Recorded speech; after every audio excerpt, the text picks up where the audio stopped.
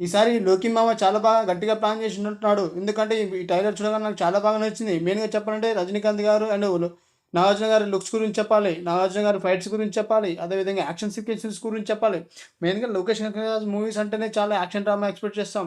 ఈ మూవీ కూడా అదే విధంగా ఉన్నట్టు అనిపిస్తుంది.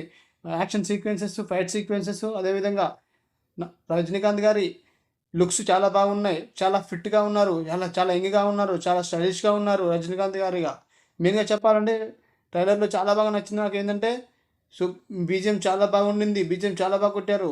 ఇక మెయిన్‌గా చెప్పాలంటే 'రజనీకాంత్' గారు అండ్ 'నాగార్జున' గారి యాక్షన్ సీక్వెన్సెస్ చాలా బాగుండేది చూపించారు. 'నాగార్జున' గారి లుక్స్ హైలైట్ అని చెప్పొచ్చు.